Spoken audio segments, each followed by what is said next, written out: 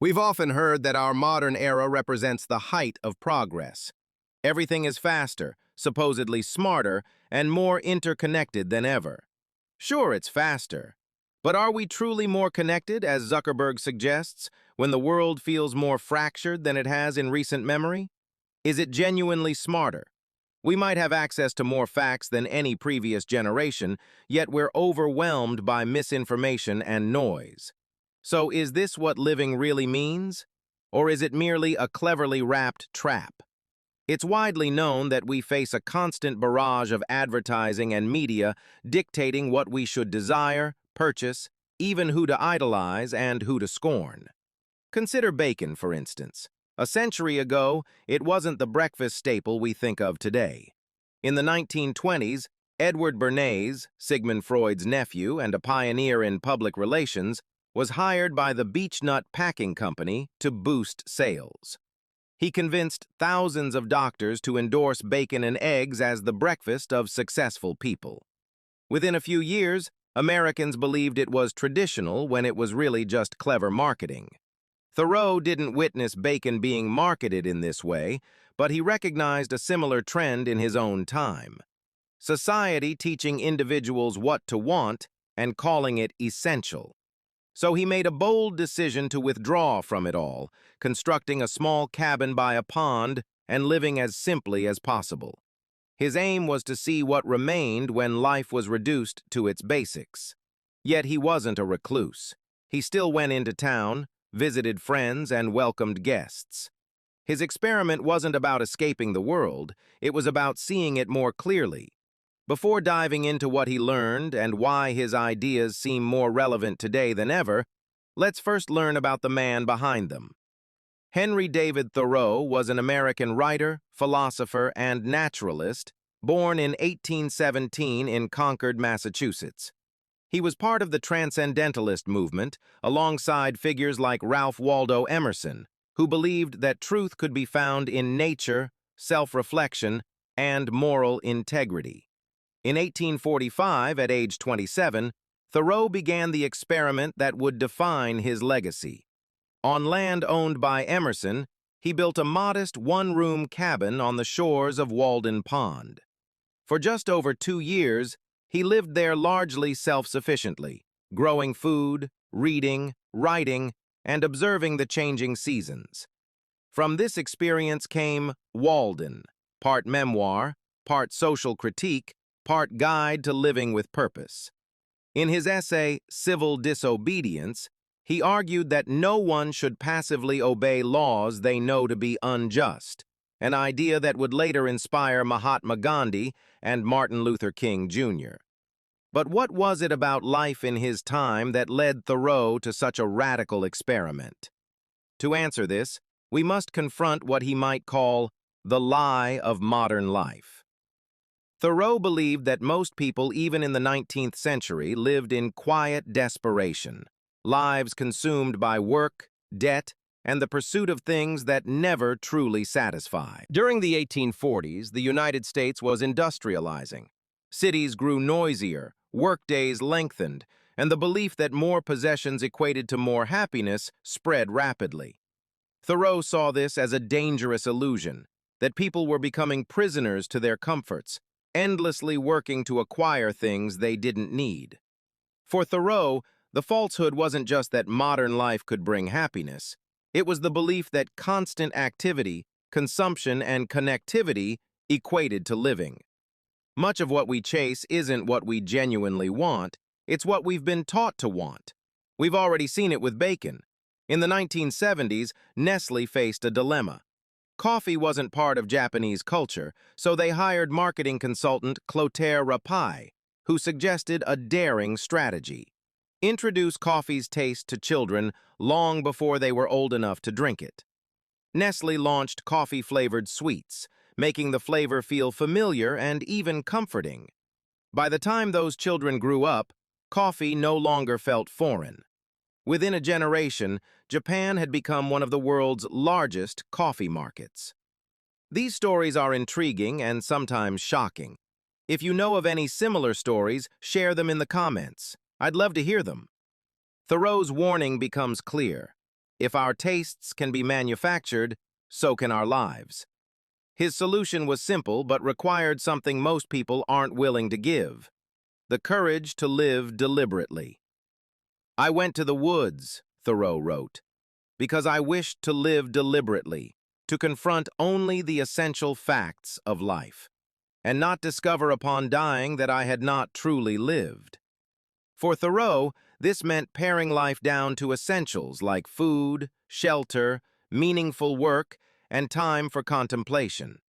Anything beyond these was seen as a luxury or distraction.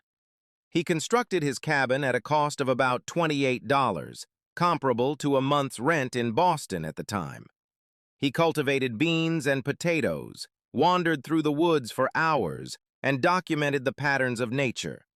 His approach wasn't about rejecting comfort or society entirely. The goal wasn't isolation, but intentionality. He realized simplicity equates to freedom. The fewer possessions, obligations, and artificial desires one has, the more room there is for what truly counts. He discovered that real wealth isn't gauged by ownership. A person is wealthy, he stated, in proportion to the things they can afford to leave behind. Nature became a profound teacher for him as well. Observing the changing seasons, the tranquility of the pond, and the gradual growth of his bean field reminded him that life's rhythms often don't align with human haste. His time in the wilderness also reinforced his belief in resisting conformity. Whether it was the lure of fashion, the endless pursuit of unnecessary comforts, or the pressure to comply with unjust laws, Thoreau felt that true integrity sometimes required standing apart from the crowd. Simplicity for him wasn't merely about material things, it was spiritual too. Each day at Walden, he would read texts that connected him to traditions older than America itself. His stay there wasn't just about cutting wood and farming beans, it was also about feeding the mind. One significant source of inspiration was the Bhagavad Gita, an ancient Hindu scripture. "I immerse my intellect in the vast and cosmic philosophy of the Bhagavad Gita," he wrote in Walden, comparing it to which our modern world and its literature seem insignificant and petty. The teachings urged living with detachment, simplicity, and honesty, mirroring his own experiment. To peel away the non-essential and ponder, what does it really mean to live? From these mornings of contemplation coupled with manual labor, Thoreau emerged with more than just journals. He developed a life philosophy that challenges us even today. Occasionally, someone tries to replicate this idea. In 2006, writer Colin Bevan undertook a modern version of Thoreau's inquiry with a project called No Impact Man. He spent a year in Manhattan, aiming to reduce his family's environmental footprint to zero. No elevators, no disposable packaging, no takeout or motorized transport. Just local seasonal food and evenings by candlelight. He wasn't advocating for purity, he was examining how much of what we consider necessary is simply habitual, and whether less could indeed feel like more. Like Thoreau, he didn't withdraw from life, he reframed it. From a pond in 1845 to a high-rise in 2006, the question remains unchanged. What does it mean to live with intention? For Thoreau, living deliberately meant breaking free from autopilot. It required slowing down to ask, why am I doing this? Do I really need this? Does it bring me closer to the life I want? Do I need another pair of shoes to impress someone who won't even notice? Does grabbing my phone first thing in the morning to scroll through news help me? Does going into debt for something that only brings fleeting happiness make sense? We're in an age where rest is seen as laziness and consumption is sold as identity. People now spend over 6 hours daily on digital media, yet it often leaves us more distracted and anxious rather than fulfilled. Thoreau's call to simplify isn't longing for a bygone era. It's a guide for regaining control. Whether through digital detoxes, slow living movements, minimalism, or sustainable living, He believed true wealth wasn't defined by what you own, but by how much of your life you can genuinely claim as your own. Which brings us to a question Thoreau would still pose today. Are we living intentionally or merely following routines? So, is modern life misleading us?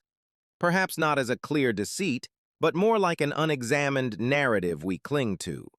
The belief that faster equates to better, that having more equals wealthier, and that convenience is worth any price. Thoreau's 2-year stay at Walden wasn't an escape from life. It was a quest for its essence. He aimed to discover what remains when you discard everything society tells you to desire. His message isn't about retreating to the woods. It's about making deliberate choices in how we live, what we prioritize, and how we allocate our time. Time is the one asset we can never reclaim. As he famously said, "Rather than love, than money, than fame, give me truth." So, a more fitting question might be, what would your own version of Walden entail? If this resonated with you, consider subscribing. Thanks for watching.